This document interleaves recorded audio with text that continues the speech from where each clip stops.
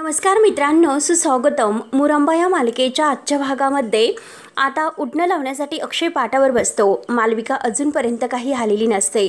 तेव्हा अक्षय स्वतः रमाला म्हणतो की तूच माझं औक्षण कर आणि मला उठणं लाव. तेव्हा आता रमा खूप खुश होते आणि औक्षण करण्याचं आता ताट घेते. ताट घेऊन आता ती आरोहीला समजावते.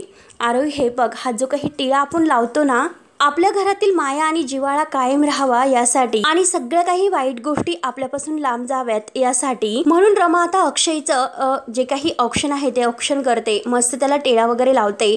अक्षय तिच्याकडे पाहत असतो तर आरोही आता ह्या दोघांना प्रेमाने वाहत असते. रमा मात्र आज इतकी खुश असते. 7 वर्षातून आज तिला अक्षयचं औक्षण करण्याचा पुन्हा हक्क मिळालेला असतो. तेव्हा आता नंतर लगेच आता औक्षणाचं ताट खाली ठेवून रमा मात्र खूप खुश होत आता सुगंधी जे काही तेल आहे तर ते अक्षयला लावत असते. अक्षय सारखा तिच्याकडे पाहत असतो आणि रमा मात्र खुश होऊन अक्षयकडे पाहत असते. आरोही मात्र आता खूप छान इतकी खुश असते. आपले आई बाबा एकत्र आलेले आहेत हे बघून तिला खूप छान वाटत असतं. रमाकडे बघून आता ती डोळे मिचकावते आणि हसते. तेव्हा आता रमासुद्धा तिच्याकडे बघून खूप खुश होऊन गालातल्या गालात हसते. अक्षय त्या दोघींकडे बघत असतो. त्यानंतर आता रमा ही सगळं काही आरोहीला आता त्या प्रमाणे समजावत असते की हे बघ, हे सुगंधी तेल असतं आणि हे तेल मात्र आरोग्याचं प्रतीक असतं. आपली त्वचा आणि मन हे सगळं काही निरोगी राहावं यासाठी. म्हणून रमा आता अक्षयच्या हातापायांना ते तेल लावत असते. तर अक्षय खूप खुश होऊन आरोहीकडे बघून हसतो. आरोहीचा मस्त असा गोड पापा घेतो. तर आरोही त्याला सुद्धा म्हणते की खरंच खूपच छान, असे ती मात्र ती हातवारे करून खुणावते. अक्षयला खूप हसू येतं आणि रमाला सुद्धा. त्यानंतर मात्र आता रमा ही अक्षयला उठणं लावत असते. तर अक्षय आता आरूला म्हणतो की हे जे उठणं असतं तर ते उठणं का लावायचं असतं हे तुला माहिती आहे का आरू? घरातील सगळं काही दुःख आणि तुझी आई म्हणाली की तसं घरातील सगळ्या वाईट शक्ती, वाईट एनर्जी हे सगळं काही इडापिडा धुवून जावे यासाठी म्हणून त्यासाठी उठणं लावत असतात. मनाच्या शुद्धीसाठी हा सण आपल्याला साजरा करायचा असतो. म्हणजे आजपासून आता सगळ्या गोष्टींची नव्याने असं म्हणून तो आता थोडंसं थांबतो. रमाकडे बघतो आणि परत म्हणतो की नव्याने सुरुवात करायची. तर तेव्हा मात्र अक्षय आणि रमा एकमेकांकडे बघत असतात आणि मागचे जे काही 7 वर्षाच्या अगोदरचे जे काही क्षण आहे एकमेकांबरोबर घालवलेले तर उठणं मात्र आता ते जे काही आहे ते एकमेकांना लावत असतात. त्यावेळेस मात्र त्यांचं जे काही लाडाचं भांडण असतं आणि आता रमा अक्षय एकमेकांना उठणं लावण्यासाठी आत येतात. तेव्हा आता रमा अक्षयला म्हणलेली असते की खरं तर उठणं नाही तर मी तुमच्यासाठी लाटणंच घेऊन यायला हवं होतं. असं आहे की स्वतःच्या नवऱ्याला कोणी लपून छपून उठणं लावतं का? कारण आता अक्षयला तेव्हा रमाने लपून छपून उठणं लावलेलं असतं. तेव्हा अक्षय तिला म्हणलेलं असतं की हे असं जे काही लपून छपून असतं ना त्यातच खरी गंमत असते. म्हणजे जेव्हा आपण उद्या 60च्या वर्षाच्या पुढे गेलं असेल तेव्हा हे जे काही आपल्याला आठवले तर त्याचा अनुभवच आपल्याला स्पर्श करून जाईल. अगदी छान असं वाटेल. म्हणून त्याने रमाला अगदी मिठीत घेतलेलं असतं.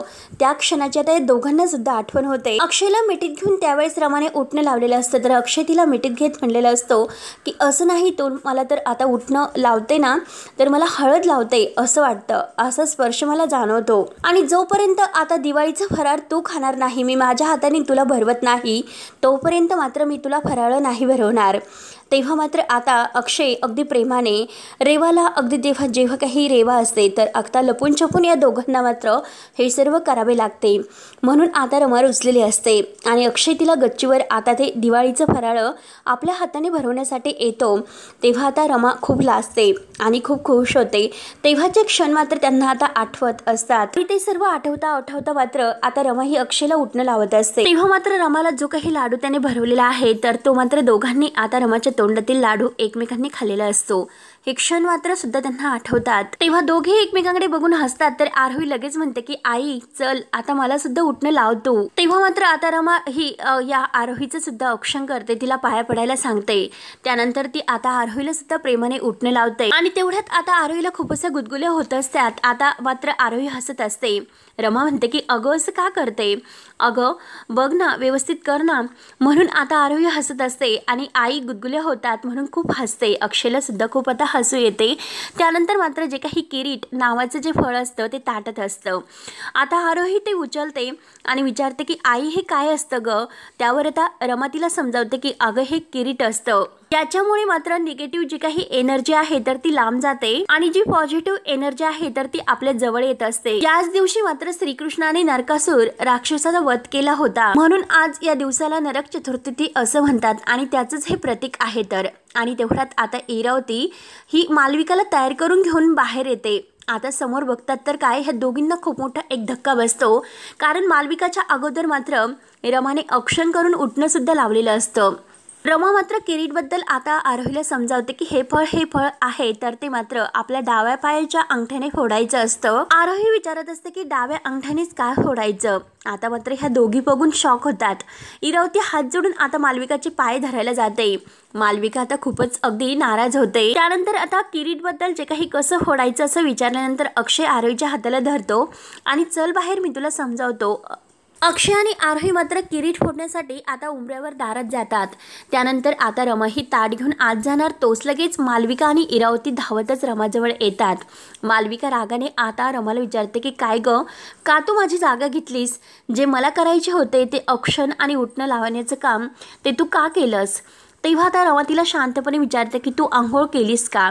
अगं आंघोळ केली नाही आणि दुसऱ्याला कुठे आंघोळ घालायला निघाली, स्वतः अगोदर आंघोळ करायला हवी होती। आणि आता रमा ही इरावतीला विचारते की काय हिने आंघोळ केली का? तर इरावती रमाकडे बघत असते। तेव्हा आता इरावती काही बोलत नाही, तर रमा आता मालविकाला म्हणते की हे बघ, मी तुझी जागा वगैरे काही घेतली नाही, कारण तुझी वाट तर आम्ही खूप वेळ बघत होतो, तू वेळेवर नाही आली, त्यामुळे मात्र मित्र अक्षयला उठणं लावणं आणि तो माझा हक्कच होता।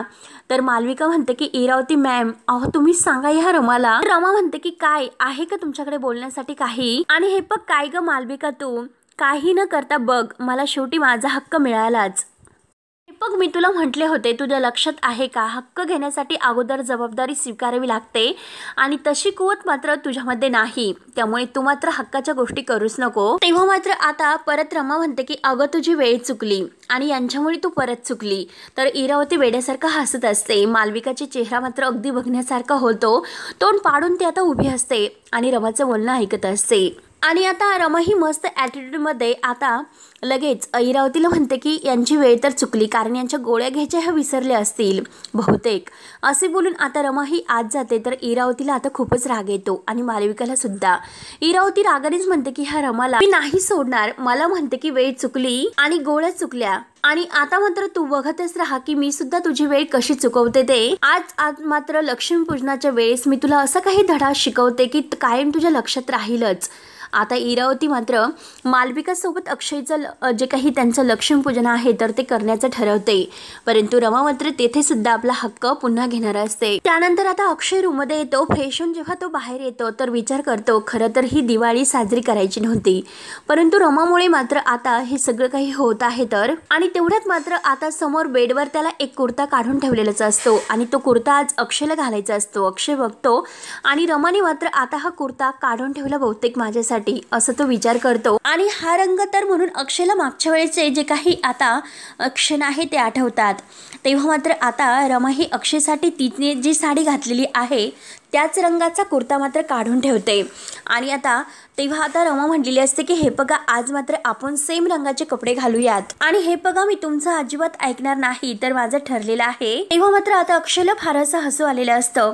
रमा म्हणते की हो तुम्हाला हसू येते का? तर अक्षय म्हणतो की हो खरंच किती बालिश आहे बरं तू। रमा म्हणते की अहो कधीतरी असा बालिशपणा सुद्धा खूप महत्त्वाचा आहे, आणि जर आपण सारखं शहाण्यासारखं जर वागत राहिलो तर आपण जबाबदार होतो, आणि कधीतरी असं बालिशपणा जर वागत राहिलो तर प्रेम मात्र टिकून राहतं। त्यावर आता अक्षय म्हणतो की अगं पण काही पण, अक्षयला फारसा हसू येत असतं। तेव्हा आता रमा चिडलेली असते आणि नाराज होते। तर अक्षय म्हणतो की अगं चिडायला काय झालं तुला? रमा म्हणते की मला नाही तुमच्याशी बोलायचं, बाकीचे जे कपल्स आहे तर ते बघा, तर ते मात्र बघा अगदी सेम कपडे घालत असतात। तेव्हा अक्षय मात्र रमाची गंमत करतो आणि म्हणतो की हे बघ बाकीचे जोडे कसे असतात की बघा आम्ही कसे सेम कपडे घातले। तेव्हा आता रमा लगेच म्हणते की हो तुम्हाला तर फक्त त्यांनी सेम रंगाचे कपडे घातलेले आहे आणि त्यातील चुका काय आहे तर त्याच काढायच्या असतात, परंतु त्या दोघातील प्रेम काय आहे तुम्हाला दिसत नसतं। तेव्हा आता अक्षय म्हणतो की हे बघ सेम रंगाचे कपडे घातलेले आहे म्हणून त्यांच्यामध्ये प्रेम जास्त आहे, परंतु जे काही बालिशपणा आहे तर तो लॉजिक नाही। तर रमा म्हणते की हे बघा, तुम्हाला नाही घालायचे तर नका घालू, राहून द्या. आणि तसंही माझ्या म्हणण्याचा काही फरक पडतो का? म्हणून रमा आता खूप अशी नाराज होते आणि चिडलेली असते. कारण मी तर बालिश आहे, माझी काही किंमत आहे का? सगळं काही आहे तर ते मलाच पडलेलं असतं, तुम्हाला तर त्याची काही किंमतच नाही. मी काय करते आणि कशासाठी करते ह्या सगळ्याची तुम्हाला कोणतीही किंमत नाही. तर आणि ह्या माणसाने मात्र सगळं काही माझं अट्रॅक्शन अगदी मोडच घालून टाकलेलं आहे. तर म्हणून रमा आता खूप चिडचिड करत असते. तर अक्षय म्हणतो की काय काय बोलतेस? तेव्हा मात्र आता रमा पुन्हा म्हणते की अट्रॅक्शन मोड. तेव्हा आता अक्षय विचारतो की कसलं? तर रमा मात्र अगदी हातवारे करून खुणावते. तेव्हा मात्र आता रमाचा हा शब्द चुकलेला असतो आणि मात्र अक्षय तिला समजावतो. रमा म्हणते की हो तेच ते.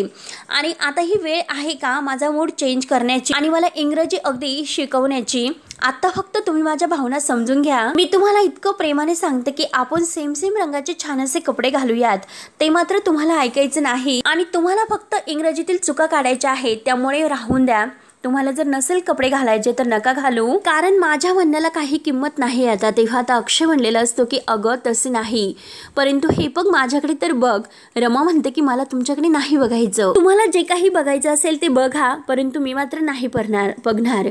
तर अक्षय म्हणतो की हो अगं तू माझ्याकडे तर बघ तर खरी, मी तुझ्याकडे तर बघणार आहेस, परंतु एकदा बघ ना. आणि अक्षय तिच्या अंगावर आता जे काही कुर्त्याचं ते शेला आहे तर तो फेकतो. रमा मात्र आता जेव्हा अक्षयला वळून बघते तर आता अक्षयने आता तिच्या आवडीचा जो काही कुर्ता काढून ठेवलेला आहे तर तो घातलेला असतो.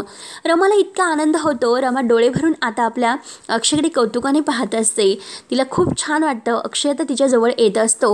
रमाला इतका आनंद होतो, ती डायरेक्ट आता अक्षयला मिठी मारते आणि दोघे आता खूप खुश होतात. तर अक्षय तिला म्हणतो की हे पग खरं आहे तुझं, हे मोठं होण्याच्या नादामध्ये मात्र आपण आपल्या जबाबदाऱ्या आणि जो काही आनंद आहे तर तो अगदी विसरण्याचा प्रयत्न करतोय. म्हणूनच मी ठरवलेलं आहे की तुझ्या आनंदासाठी मी काही पण करायला तयार आहे. तर रमा लगेच खुश होते आणि रमा आता खुश होत अक्षयला हॅपी दिवाळीच्या शुभेच्छा देते आणि तोचा जो काही आता म्हणजे लॉंग फॉर्म आहे तर ती अक्षयला म्हणून दाखवते. अक्षयला खूप आता हसू येतं. अक्षय म्हणलेला असतो की अरे वा, दिवाळीत सुद्धा आता अभ्यास चालू आहे. तर तेव्हा अक्षय मात्र तिला अगदी अवघडातले अवघड एका शब्दाचा अर्थ विचारतो आणि याचा अर्थ काय होतो सांग बरं. रमा म्हणते की अहो अभ्यास केला, परंतु प्रत्येक गोष्टीचा दिवाळीत मी अभ्यास करेल का? मग इतकं अवघड तुम्ही मला का विचारतात? मला सोपं विचारा. तेव्हा आता अक्षय हसतो आणि रमाची गंमत करण्यासाठी तो आता एक मस्त आता रमाला विचारतो की तेव्हा आता लगेच अक्षय म्हणलेला असतो की I love you so sweet. तेव्हा मात्र आता लगेच रमा इतकी लाजते आणि खूप खुश होऊन अक्षयकडे बघून ती हसत असते. तर अक्षयला सुद्धा खूप आनंद झालेला असतो. तर मित्रांनो, आता या क्षणाची मात्र अक्षयला जेव्हा तो कुर्ता कोणीतरी काढून ठेवलेला असतो तेव्हा आता ते मागची सर्व क्षण त्याला आठवत असतात आणि तो सारखा आता त्या कुर्त्याकडे बघत असतो. अक्षय सारखा त्या कुर्त्याकडे बघत असतो. त्याला असं वाटत असतं की आज मात्र हा कुर्ता माझ्यासाठी रमानेच काढून ठेवला असेल आणि आता मात्र रमाने सुद्धा याच रंगाची साडी घातली असेल का, नेसली असेल का तिने या रंगाची साडी. कारण जर आता मी तिच्या आवडीचा कुर्ता जर नाही घातला तर रमा किती चिडत असते हे मात्र आता त्याला मागच्या क्षणामध्ये आठवतं. तेव्हा मात्र आता अक्षय विचार करतो की हा कुर्त्याचा रंग आहे तर तो मात्र रमाच्या साडीला मॅच होत नाही. तर हा कुर्ता मात्र कोणी काढला असेल आणि तेवढ्यात मात्र इरावती आता आत येते. अक्षयने बरोबर ओळखलेलं असतं हा कुर्ता मात्र रमाने काढलेला नाही म्हणून. इरावती लगेच आता अक्षयला विचारते की अरे कुणाच्या साडीला तू हा कुर्ता मॅच करतो? अक्षय आता थोडासा बाजूला होतो आणि परत म्हणतो नाही काही नाही. तर इरावती त्याला विचारते आणि परत ती बोलायची थांबते. तर अक्षय पुन्हा तिला विचारतो की आत्या काय झालं, अगं बोल ना काहीतरी. तेव्हा मात्र आता इरावती आत्या थोडीशी थपकत असते आणि म्हणते की अरे लक्ष्मीपूजनाच्या विषयी मला तुझ्याशी बोलायचं होतं. अक्षय तुला माहिती आहे का ती रमाने काय ठरवलं ते? ती मात्र आता या घरामध्ये लक्ष्मीपूजन साजरं करणार आहे. तर म्हणजे तिने तिला सांगितलं असेलच हो की नाही, आणि तसंही तुला तिला सांगण्याची गरज सुद्धा येत नाही काही. आणि हे बघ ती आता लक्ष्मीपूजन करणार आहे आणि बाहेर अगदी गेल्यानंतर आता मात्र अचानक तुला हा सर्व फराळ करताना बॉम्ब फुटायला नको म्हणून मी तुला सांगते. आणि खरं तर हे बघ तू इतका त्रास करून घेऊ नको, हे घर तिचे आहे आणि डिसिजन मी करत आहे. हे बघ फॅमिली जर ही तिची नसेल आता मात्र ती आपल्याशी हुकमाने वागते ठीक आहे. आणि हे बघ कधीही ती घरामध्ये येते, कधीही जाते आणि जे काही आपले नियम आहे ती प्रत्येकातील घरातील व्यक्तीवर लादत असते। आणि हे बघ ना ग अक्षय, अरे घरातील जे काही माणसं आहे तर तिने जे सांगितलेलं आहे त्याप्रमाणे वागतात सुद्धा, पण तरी सुद्धा मला राहवत नाही। एक गोष्ट आहे माझ्या मनामध्ये, ती तुला अगदी शेअर करावीशी वाटते, म्हणून मी तुझ्याकडे आले होते। तुला आठवते की किंवा नाही आठवते, 7 वर्षापूर्वी याच दिवशी, याच लक्ष्मीपूजनाच्या दिवशी रमामुळे मात्र, आणि त्या गोष्टीला रमाच ही कारणीभूत आहे, आणि सीमा वहिनीच्या बाबतीत जे काही घडले होते ती गोष्ट मी नाही विसरू शकत। म्हणून आपण दरवर्षी लक्ष्मीपूजन साजरं करत नाही म्हणून, आणि रमाला शोधण्यासाठी सीमा वहिनी बाहेर पडली होती, आणि तेव्हा मात्र सीमा वहिनीचा किती मोठा अपघात झाला होता हे तर तुला आठवतच असेल। अक्षयला मात्र आता ह्या गोष्टीची आठवण करून दिल्यानंतर खूप त्रास होत असतो, डोळे बंद करून आता हा सर्व त्रास सहन करत असतो। आणि हे बघ ना, अरे तरी सुद्धा इतकं सगळं काही होऊन सुद्धा अचानक 7 वर्षानंतर ती परत आपल्या आयुष्यामध्ये आली, आणि लक्ष्मीपूजन साजरं करण्यासाठी आणि घरामध्ये दिवाळी साजरा करण्यासाठी तिचा जो काही आनंदाचा हा अगदी फुल असा प्रयत्न सुरू आहे, त्या सगळ्याचा मला त्रास होतोय, म्हणून मात्र आता हे सर्व होतंय आणि मला राहवत नाही। त्यामुळे मी तुला अगदी बोलते, तुला बोलूशी वाटतं, मला हे सर्व हक्काने सांगूशी वाटतं। तेव्हा आता अक्षयला त्रास होत असतो, त्या क्षणाची आठवण होते, आणि तो स्वतःचा त्रास आवरून आता आत्याला म्हणतो की हे बघ आत्या प्लीज, आणि तेथे आता मालविका अक्षयसाठी कॉफी घेऊन येते। आता मात्र यांनी ह्या कॉफीमध्ये काहीतरी मिक्स केलेलं असतं। आता इरावती मालविकाकडे बघते, तर मालविका आता इरावतीकडे बघून हसते। तर आता जी कॉफी आहे तर ती अक्षयला देण्यासाठी आता इरावती हातात घेते, आणि अक्षयला म्हणते की अक्षय प्लीज। ती कॉफी मात्र ती अक्षयला देते आणि म्हणते की हे बघ, शांत होण्यासाठी मात्र आपल्याकडे हाच एक मार्ग असतो, आणि शांत बसून पाहण्याच्या पलीकडे सुद्धा आपल्याकडे कोणताही मार्ग नाही, त्यामुळे आपल्याला मात्र हे सर्व शांतपणानेच ऐकून घ्यावे लागेल। तेव्हा मात्र आता मालविका ही आता इरावतीला खुणावत असते, आणि इरावती मालविकाकडे, कारण त्यांनी जी काही आता ही कॉफी आहे तर त्या कॉफीमध्ये काहीतरी मिक्स केलेलं असतं, आणि मिक्स करून मात्र आता ते रमाला म्हणजे नकळत पूजा करून द्यायची नसते, म्हणजे अक्षयला आपल्या बाजूने ओढण्यासाठी हे सर्व कॉफीमध्ये काहीतरी औषध मिसळतात। दोघी आता एकमेकींकडे बघून हसतात। इरावतीला खूप असा आनंद होतो। इरावती मनात म्हणते की आता फक्त माझे शब्द आणि ह्या कॉफीमध्ये टाकणाऱ्या गोळ्या, या पलीकडे मात्र मला काही नको। आणि रमा, आता मात्र तुझी दिवाळी ही सुंदर झाली असे तू समज, म्हणून इरावतीला आणि मालविकाला खूपच असा आनंद होत असतो। अक्षय मात्र ती कॉफी पितो। त्यानंतर आता इकडे पार्वती आजी आणि सीमा ह्या दोघीही बाहेर आलेल्या असतात, तर पंकज काका आणि मंगला मावशी त्यांच्यासमोर उभे असतात। पार्वती आजी मात्र आता ह्या दोघांना म्हणत असते, खरंच मंगला आणि पंकज, तुम्हाला दोघांना येथे आलेलं बघून मला खूप बरं वाटलं। वेळेनुसार गोष्टी कशा बदलत जातात ना, तेव्हा आता पंकज काका म्हणतात की हे बघा पार्वती आजी, वेळ मात्र कायम तीच असते का? वेळ ही बदलत असते, आणि हे बघा झालं गेलं गंगेला मिळालं। तुम्ही अगदी मनापासून आमचं इथे आल्यानंतर स्वागत केले, आणि ते बघून खरंच आम्ही भरून पावलो। आता अगदी खुश सगळेजण असतात। सीमा मात्र तिच्या बाहुलीमध्ये मग्न असते। पंकज काका खुशून म्हणतात की हो की नाही मंगल, आणि यावर्षी सुद्धा खरं तर आमची दिवाळी सुद्धा हॅपी होणार आहे, तर कारण तेव्हा आता लगेच मंगला मावशी खुशूत म्हणते की रमाच्या हातचा फराळ आम्हाला खायला मिळणार आहे। तर पंकज काका म्हणतात की बट विहिरी जावई बापू कुठे आहेत? कुठे दिसत नाही, ते कुठे गेलेत? आणि तेवढ्यात रमा आता फराळाचं ताट भरून तेथे टेबलवर घेऊन येते सर्वांना नाश्ता करण्यासाठी। अगदी रमाला इतकं खुश बघून आणि तिच्या हातचं फराळ खायला मिळणार हे बघून पंकज काका आणि बाकी सर्वजण खूपच खुश होतात। आणि तेवढ्यात मात्र आर्था समोरच बसलेली असते, आणि ती रमाला म्हणते की काकू, मला तर असं वाटतं आज मात्र काका हे तुझ्या साडीला मॅच होईल असा कुर्ता घालून येईल बहुतेक। आणि तेवढ्यात मात्र आता रमा खूप खुश होते, सर्वांना सुद्धा खूप छान वाटतं। आरोही धावत आता शंकरपाळे वगैरे आहे, तर तो नाश्ता बघून अगदी आनंदाने उड्या मारतच येते। तेव्हा मात्र आता रमा तिला सांगते की हे बघ, तू अगोदर सगळ्यांना विश कर, सगळ्यांच्या पाया पड, आणि त्यानंतर मग तू खा। तेव्हा आरोही खायला सुरुवात करते, आणि तेवढ्यात पार्थ येतो। पार्थ मात्र एक लाडू उचलतो, तर आता रमा सुद्धा त्याला समजावते की अरे अगोदर सगळ्यांना हॅपी दिवाळीच्या शुभेच्छा दे, आणि नंतर मात्र विश झाल्यानंतर सर्वांच्या पाया पडून आशीर्वाद घे। आता लगेच पार्थ म्हणतो की मी अगोदर करंजी खातो आणि त्यानंतर पाया पडतो। रमा म्हणते की नाही, अगोदर आशीर्वाद मग त्यानंतर फराळ। तेव्हा मात्र आरोही आणि पार्थ पुन्हा करंजी वगैरे आहे तर ते ठेवून देतात आणि सगळ्यांच्या पाया पडतात, सगळ्यांचा आशीर्वाद घेतात। तारा मात्र कुणाच्या पाया पडलेली नसते, तर पंकज काका तिला म्हणतात की काय तारा, तू कुणाच्या पाया नाही पडणार का? तर तारा नाही असं म्हणते। तेव्हा मात्र रमा ही मावशी काकांना सुद्धा आता फराळ करण्यासाठी बसायला सांगते। रमा सगळ्यांना फराळ देत असते आणि सीमाला ताट भरून देते। तेव्हा सीमा आपली जी काही बावली आहे तर त्या बावलीचा हात मात्र फराळात घालत असते, असते आणि आजीला म्हणते की हिचा हात नाही पोहोचत।